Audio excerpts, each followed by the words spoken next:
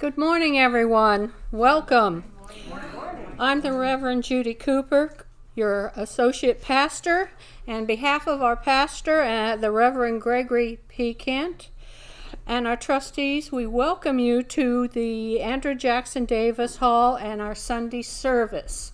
We welcome all those present and those out there that we can't see. We appreciate everyone. At this time, I want to make a special Miss Shirley, thank you for watching. I know your son doesn't always announce that, but I wanted to make sure you knew we appreciate you watching. Okay, with that being said, if you're a first-time visitor, please raise your hand. We have a little bit of a gift bag for you, and the greeter, who is the Kent, is going to, or the Gregory, is going to pass them out for us. And at this time also, I would ask you to, if you have cell phones or any device that might make a noise, please turn them off at this time. I've been around so long, I remember announcing, please turn off your pagers. All right. At this time, I'd like you to rise for the invocation, please. Infinite Spirit, Spirit of love, wisdom, we ask you to come into us to give us a more perfect understanding of things that are spiritual. We want to gain in this knowledge and live the more beautiful life that can come with this. So we ask the Infinite Spirit to draw near to us and to teach us the things that each of us need to learn this day. And it's in the name of truth we pray. Amen. You may have a seat, please. Okay.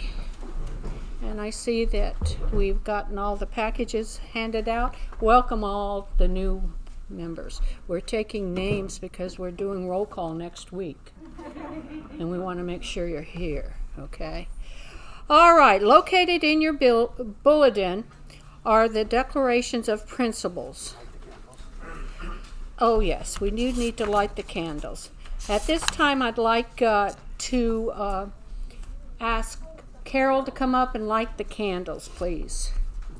I forgot about that one. Is this the tricky one? This is the tricky one. Look at that first try.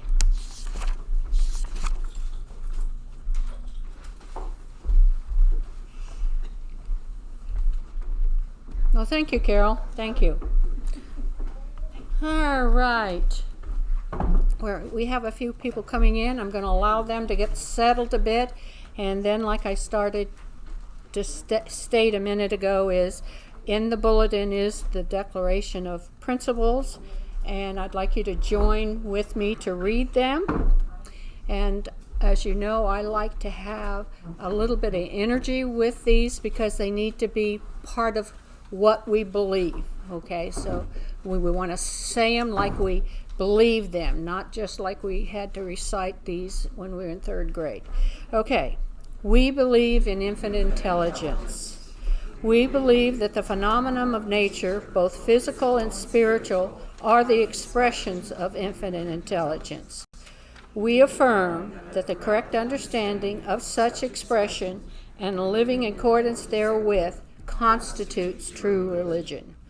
We affirm that the existence and personal identity of the individual continue after the change called death. We affirm that communication with the so-called dead is a fact, scientifically proven by the phenomenon of spiritualism. We believe that the highest morality is contained in the Golden Rule. Whatsoever ye would that others should do unto you, do ye also unto them. We affirm that the moral responsibility of the individual and that we make our own happiness or unhappiness as we obey or disobey nature's physical and spiritual laws. We affirm that the doorway to reformation is never closed against any human soul here or hereafter. We affirm that the precepts of prophecy and healing contained in the Bible are divine attributes proven through mediumship. And we're going to continue and to go into the healing portion of our service. And the healing prayer is also listed in your bulletin, so if you'll join me with that, please. I ask the great unseen healing force to remove all obstructions from my mind and my body and to restore me to perfect health. I ask this in all sincerity and honesty, and I will do my part. I ask this great unseen healing force to remove all and absent ones who are in need of help and to restore them to perfect health. I put my trust in the love and the power of God. Okay, now at this time we're going to go into a guided meditation. So if you would get comfortable, you can put your feet flat on the ground, wherever you're comfortable, hands up or down. The universe knows when we're opening up, so it doesn't make really any difference where we put our hands, okay? All right, take a couple of deep breaths. I want you to relax. I want you to start with moving your feet. Just move your feet and feel the energy of relaxation coming up through your feet, moving up through your body. Your body becomes very, very relaxed. It gets to the middle part of your body and you take a deep breath and you can feel the warmth of the healing energy coming up and relaxing up through your shoulders, up through your neck, and up through the top of your head. I want you to take another deep breath, and with this breath, I want you to visualize a new box of color crayons.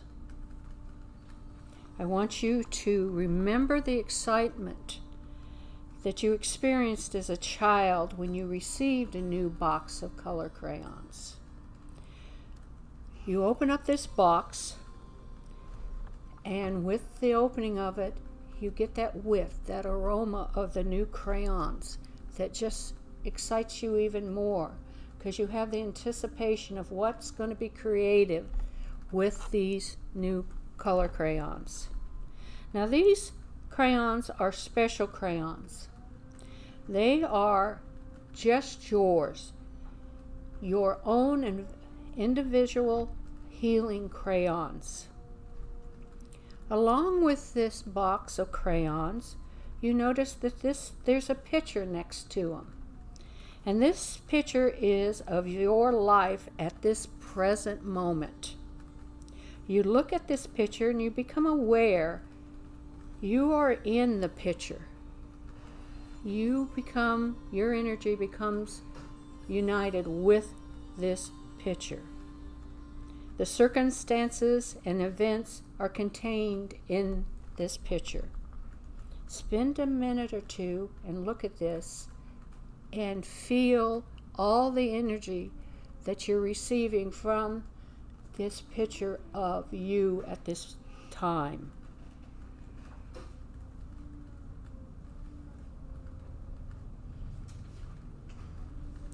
Now as you look at this picture, and you know that the picture is a sort of a flat picture, you're wanting to energize this picture a little bit more. Now you pick up our first crayon. The color is red. The colors of energy. The colors that you can feel as you pick up this crayon, the energy in that. It's the color of confidence, strength, nurturing. Now you look at this picture and you are guided to an area in your body that needs this confidence, this strength, this energy, this nurturing. And where you're guided to go with this crayon, you now let yourself color that area. It might be your head, might be your heart, It might be your solar plexus. Wherever you are guided, color this area in with the color. Okay? If there's more than one color that you'll need for this area, we'll also deal with that.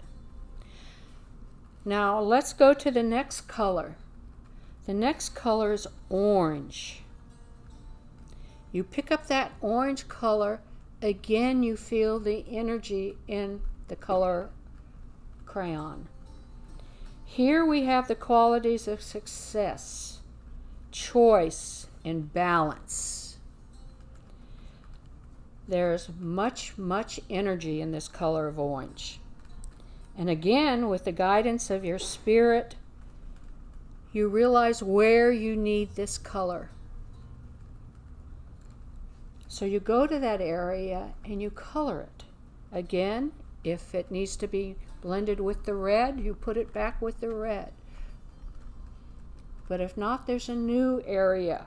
It could be you need a little balance in your movement, so you color your legs with the orange for balance.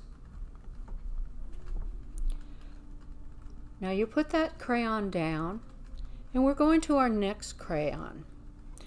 Yellow is our next color out of the box. Again, you are just amazed at the energy you feel from that crayon, and you're aware that each one of these colors that you've picked up so far resonate with a different energy. And you're thankful for that. This energy is a color of creativity, of vision, of ceremony, of prayer. Spirit is eager to lead you to the area in your life that you should be coloring this yellow. So again, follow Spirit's energy and color this area. This is a color that you might want to take and shade your whole self in it, to open up all those aspects of your body that need this color. You take a minute and you look at your coloring page, and there's a sense of contentment and joy you feel when you look at that. You pause and you just enjoy what you're seeing, and your mind is taking a photograph of this that will stay with you. Now we're going to pick up another color.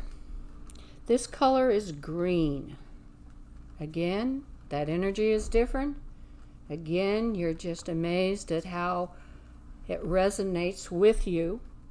This color is the color of growth, of beauty, of courage, and of change. Receive that guidance from your spirit of where you need to put this green. Visions are important with this green color. So you can visualize exactly where you need to put this green energy. You're in a constant state of excitement as you pick up these colors, because you know what's happening is for your best and higher good. Our next color is the color of blue. You pick up that color again, and this blue is a perfect shade of your needs. Blues can go in a range of shades, but you realize this color is just for you.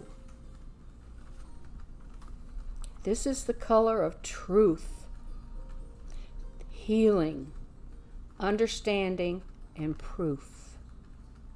Spirit again guides you. And as you color the area blue, you are feeling the healing energy resonate. Feel it all through your body, all through your being. And as you colored this blue, you realize that as you're coloring, your own image, you want to go outside of the lines a little bit, because you want to send this same energy of healing, truth, understanding, and proof to those around you. Again, you're just amazed at how lovely, lovely this image is. Now our last color is the color purple. Visualize the high energy of this color, the color of wisdom, the color of power, the color of knowledge, the color of spirit. Feel your spirit guide you to the areas that's needed. This energy of purple, as it is with the blue, you know this shade of purple is just for you, just for you. And again, you're going to find yourself maybe not wanting to stay in lines. So you're sending this energy out, just like you did the blue.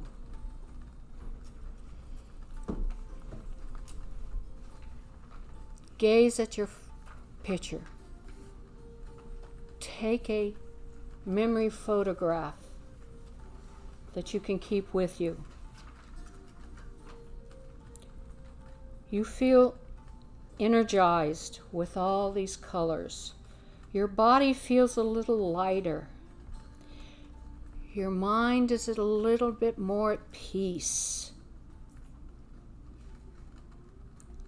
You feel a very strong sense of contentment. And you know that this is going to stay with you, and you can bring it into your mind's eye anytime you need it. Now it's time to put all our crayons back into the package, being aware of your life's colors, being thankful for the healing energy that you have received. You come back refreshed, confident, and again with that deep sense of peace. Now at this time, it's time for us to shake our feet a little bit, shake our hands a little bit, and come back to our service. Everybody good? Keep that box of crayons with you, and anytime you feel weak in a certain area, grab a hold of that crayon. And what I want to say, I think it's very unique. In the last 3 years, adult coloring books have come back.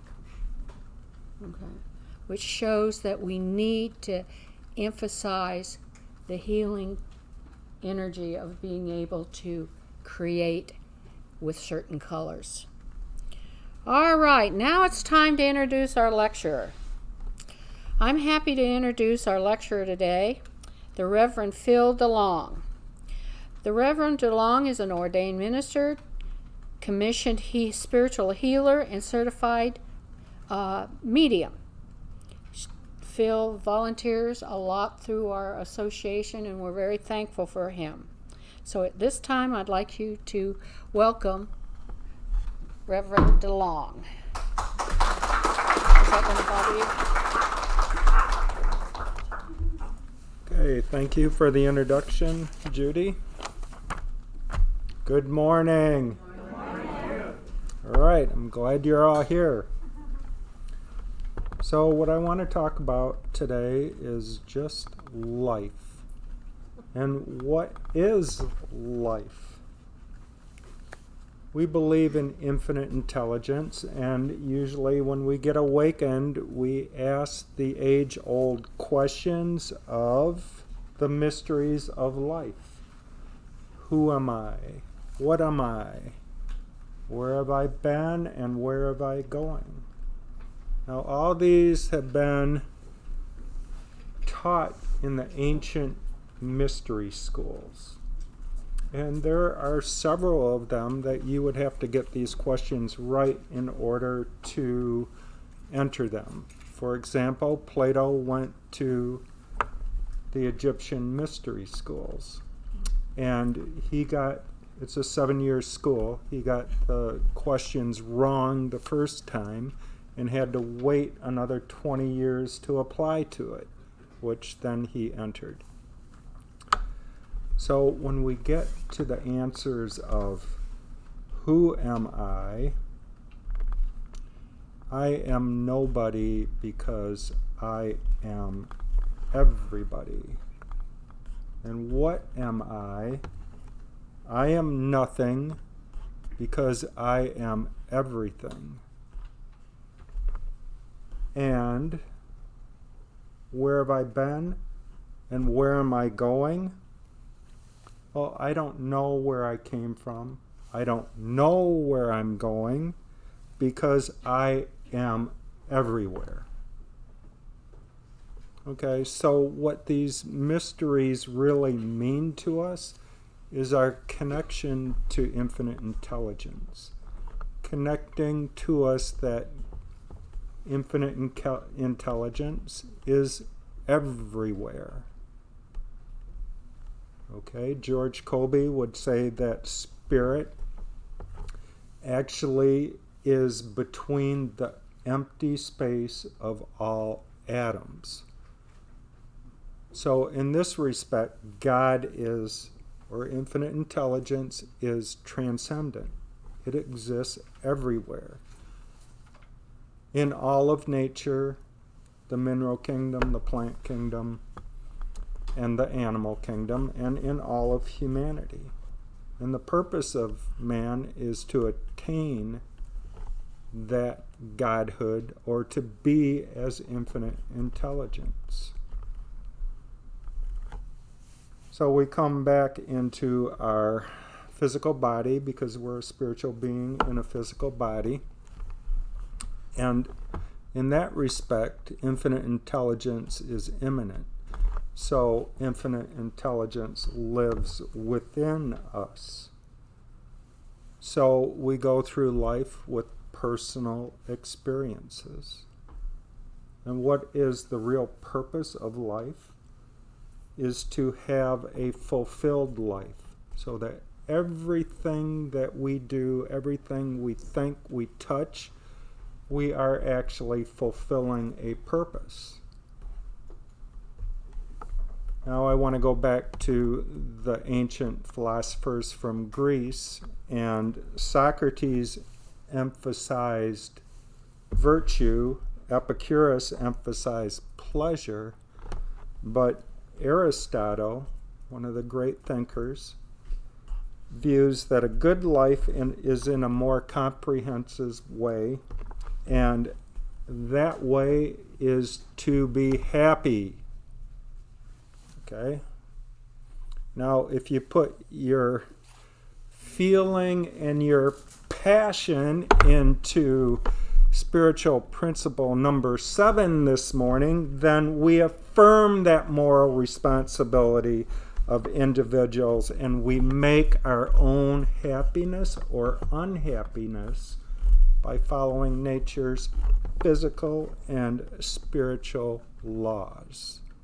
So we all want to be happy, and we have that purpose, that fulfillment of life to do so. And we value many things because they are a mean to other things. And for instance, we value money because it enables us to buy things that we want. We value leisure because it gives us time to pursue our interests. But happiness is something we value as a means to some other, not for a means to some other end, but for its own sake. It has an intrinsic value rather than an instrumental value. It is happiness. Happiness in waking up in the morning. I'm still breathing, okay? We have to have gratitude for everything that we have. So for Aristotle, the good life is a happy life. But what does it really mean? Today, many people automatically think that happiness is subjective in a subjective term. To them, a person is happy if they're in a positive state of mind. And their life is happy if this is true for them most of the time. There is a problem with this way of thinking about happiness. And in this case, think about a sadist who spends much of the time gratifying cruel desires. Or imagine a pot-smoking, beer-guzzling couch potato who does nothing but sit around all day watching old TV shows and playing video games. So these people, the sadist and the couch potato, and I've been there with the couch potato thing, believe me. And you got to look at a lot of things are depression. So you have to get into that happy state to get out of that. But so these people have plenty of pleasurable subjective experiences. But should we really describe them as living well, a happy life, a fulfilled life? To them, it is. So Aristotle, and I would certainly say no.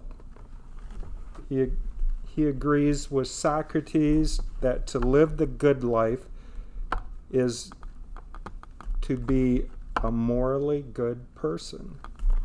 And he agrees with Epicurus that a happy life will involve many pleasurable experiences. But we can't really say someone is living the good life if they are often miserable and continually suffering. Aristotle's ideas of what it means to live well is objective rather than subjective. It's not a matter of how a person feels inside, although that does matter. It's important that certain objective principles or conditions be satisfied. And Aristotle gave us 7 principles, and one of them is virtue. Just like creating our own happiness, and we have a lot of our own spiritual principles that address this. Okay, we must be morally virtuous. So to be a virtual people, I went on the internet and I go, okay, what are virtues? And I got like several lists. You know, the Catholic Church has 7 virtues. There's a list of 30. There's a list of 100, patience being one of them.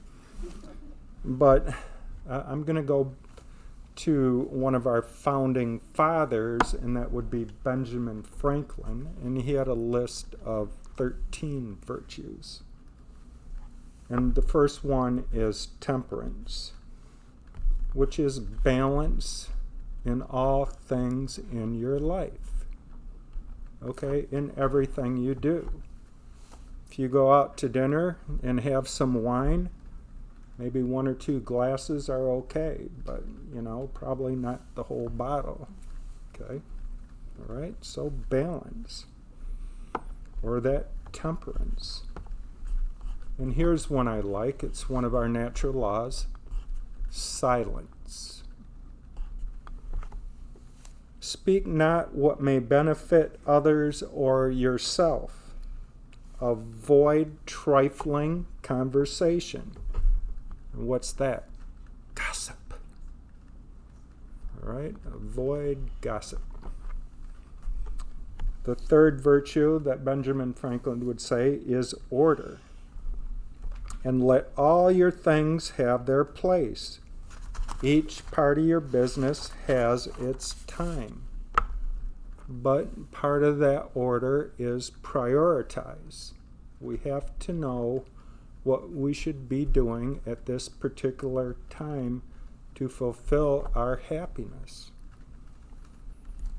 The next virtue is resolution.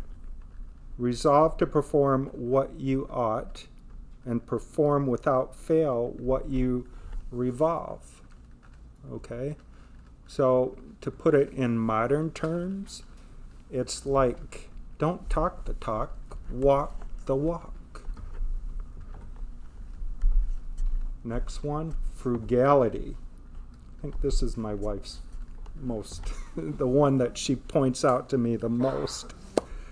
Make no expense but to do good to others or yourself, and waste nothing. The next one is industry. Lose no time. Be always employed in something useful.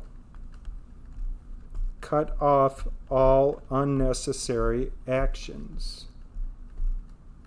Okay? Getting from point A to B is a lot easier than going through A to D to C to B. Okay? You got to look at, have a plan and plan to act. Next one is sincerity. Use no harmful deceit. Think innocently and justly, and if you speak accordingly. Then we have justice. Wrong none by doing injuries or omitting the benefits that are your duty. Okay? There's a lot to be said by derelict of duty by omission. Okay? Just think about that for a second. Moderation. Avoid extremes. Forbear resenting injuries so much as you think they deserve. Okay? So avoid those extremes. Cleanliness. Tolerate no uncleanliness in body, clothes, or habitation. Okay? And sometimes we have to declutter. Declutter the physical, the emotional, the mental, and declutter our space. It is cleanliness. Next one is tranquility. And that is not to be disturbed at trifles or at accidents common or unavoidable. And have chastity. Rarely use indulgence but for health or offspring. Okay? So we want to be healthy. We want to indulge our children and our grandchildren. How many are grandparents? Okay. Indulge them. Okay. No problem. Okay. Okay, and then we have humility. That's the last virtue of Mr. Franklin. Humility. Okay? Be thankful for what you have, that gratitude. Imitate, and as Ben would say, imitate Jesus or imitate Socrates. But imitate infinite intelligence in all the love that is permeated from infinite intelligence. So, getting back to Aristotle now and his second principle, first one was virtues, health. We should always enjoy good health and a reasonably long life. Okay? We come here for healing, spiritual healing, but we also have to take care of our own health, and that means our doctors and our medical care system out here are actually doing healing work. So everybody has to do their own part as part of our prayer for spiritual healing. Third one is prosperity. So we should all be comfortably off. And Aristotle meant this to be affluent enough so we don't need to work for a living. Okay? Doing something that we would not freely choose, or for a living, doing something that we would not freely choose to do. Okay? So when you do something for prosperity, you have to have the passion in order to do it. You know, I worked in telecommunications for 25 years, or maybe 30, and did I like doing that? I wasn't awoke, you know. I was a machine into the American style of living. It's okay, I'm a machine. I'm supposed to be a nuclear family, have 2 or 3 kids. I'm supposed to have a house. I'm supposed to have a mortgage. I'm supposed to have a couple cars, you know. It's until you're awakened and feel that passion of what you like to do, that is the happiness, that is the fulfillment of life. Okay, number 4 principle for Aristotle, friendship. We must have good friends. Human beings are innately social. So the good life can't be that of a hermit or a recluse. Get out there. People enjoy your company. Everybody has a story. Everybody has their own book within them. You need to share your personal experiences. 5th one is respect. We should enjoy the respect of others. Aristotle doesn't really think that fame or glory is necessary, and in effect, this craving for fame can lead people astray. But ideally, a person's qualities and achievements will be recognized for others. But we need to respect others. Okay, I had a personal experience earlier this month that I'm not too proud of. You know, I took my dogs to a low-cost shot clinic, and we had to get in line. And we had to get numbers to come into the stand. So I get my number, and then the guy, you know, I back off. And he goes, you have to go in your car and wait. I'm saying, well, you know, I'm about 4 times the social distancing now. And then this is a volunteer, so, you know, I should have recognized that. And he must have had little patience that day. So I said, you know, I'm already, you know, within that social distancing. And he goes, you got an attitude. You're not going to get your shot today. Come back next month. Well, unbecoming of a minister. You know, I said, you're a effing A. You know? and he said, go home.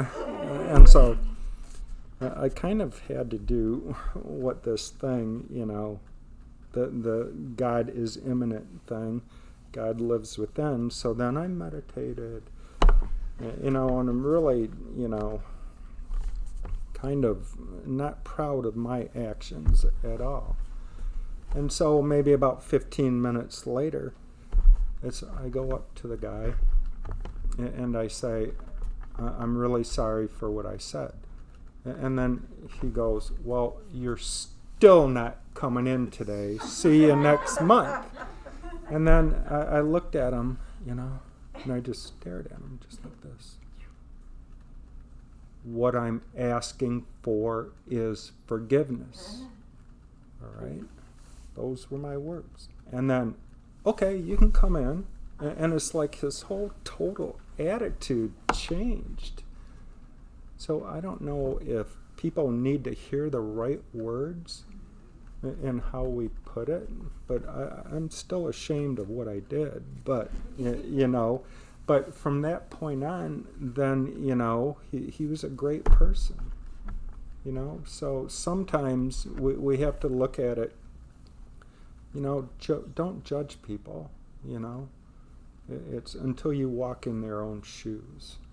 Because he could have had a bad day, and I was just, you know, part of his reaction. So, love everybody. Okay, but respect everybody.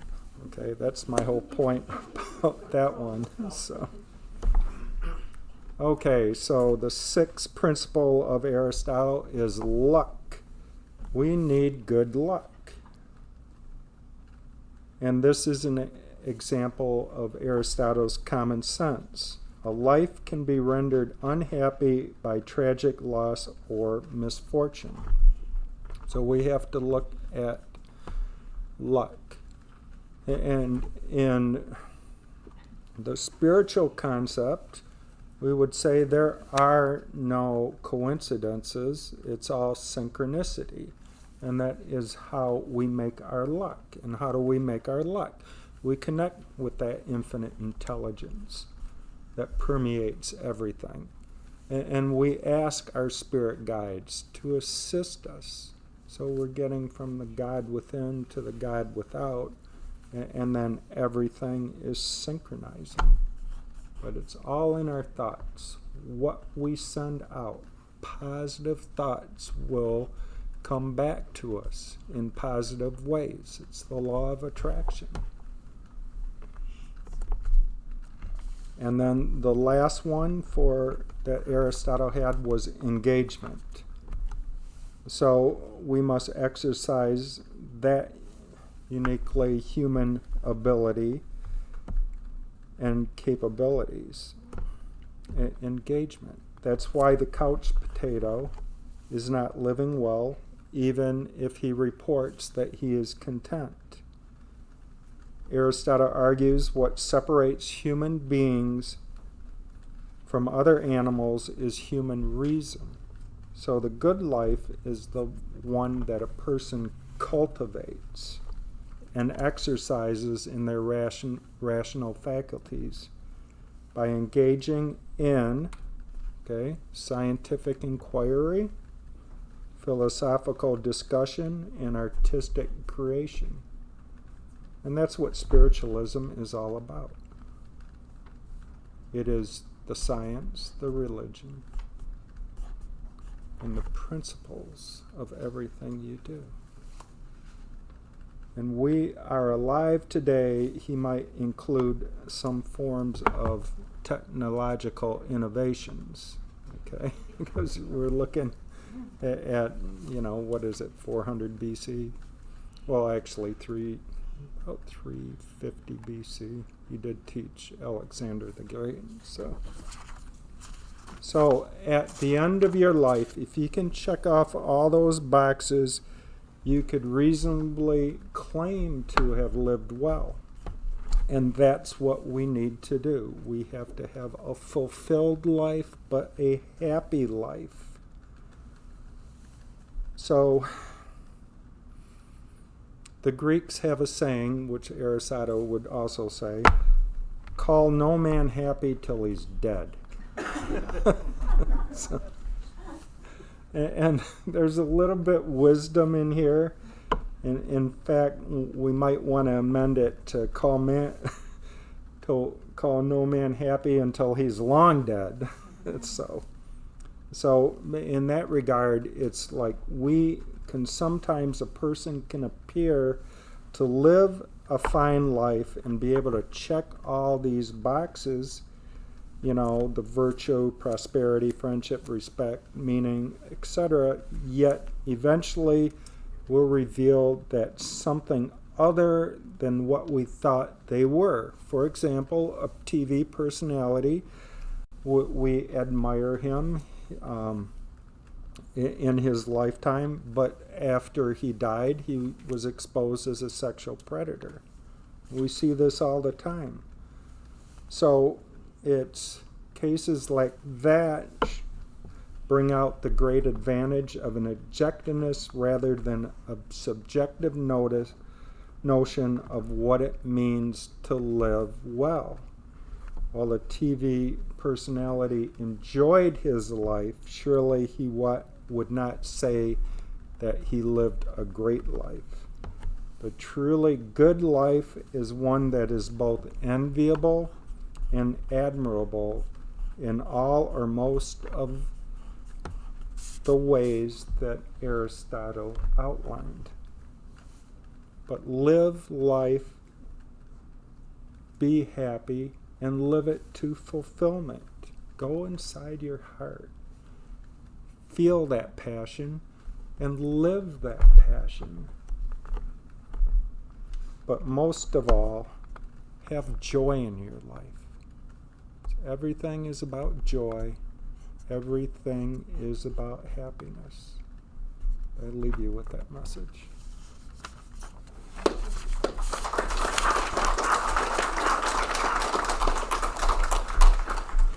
Well, we want to thank you so much for your insight on so many things.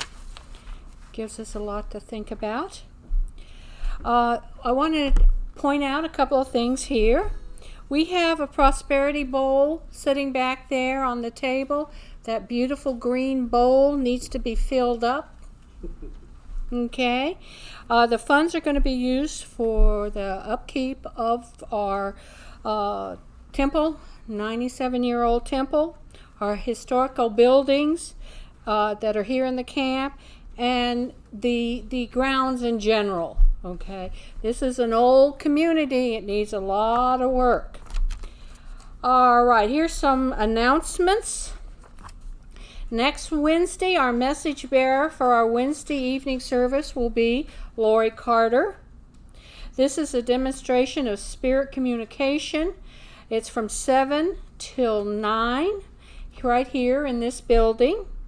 Next Sunday, our Lyceum is from 9:30 to 10:10, right here in this hall, and our teacher is the Reverend Gregory P. Kent. Okay. Our Sunday service starts at 10:30, and our lecturer will be Cindy Gordon, a licentiate minister. So we invite you all to come back. A lot of good information coming up. Some announcements for today are we have anybody that was at Lyceum this morning did get the notice that Reverend Diane Davis will be having her lecture today, and it's from 2 to 4 right here in this building, and it's $25. A lot of good information there. And we're going to be having a spirit crawl on Saturday, October 31st from 8 p.m. to midnight. This is going to be fun. You're going to have access to 4 spirit-filled buildings here on the ground. Any type of equipment, recording equipment, you're welcome to bring. It's going to be an evening of excitement. And that's $75 per person. Okay. Now, let's see what we have going here. All right. To participate in absentee healing, we have a book under those candles, the 3 candles in the back. Please print the first name and first initial of the last name of someone that is in need of healing. We have a Thursday healing service led by Mr. DeLong, Reverend DeLong, and all these names are sent healing. Okay. And also, for more information about any of the events we have here, you can go to Cassadaga.org, and we have a list of the mediums, the activities, a lot of going on, and this time of year we get pretty busy, and so check. Okay. Now, if you participate in our service in person or by the YouTube, you can also watch our past services on YouTube, which is very good because sometimes when you're sitting in a service, you're hearing all this information and then you want to go back and say, okay, let me check this, so you can go back and check what's going on and listen again. Okay. Now, if you'd like to make a donation online, please visit our web page and hit the donation button. Real easy. And it will accept a credit card, a debit card, PayPal. And if you would like, you could have the same donation that's a recurring, whether it's $5, $10, $500, whatever sequence you want to go here. And again, this goes towards the upkeep of this camp. Okay. Now at this time, I'd like to say goodbye to our online viewers. We thank you for being with us today, and those of you that are far away, we thank you. Those of you that are closer, I'll see you here in the building next Sunday. Okay. All right. Thank you.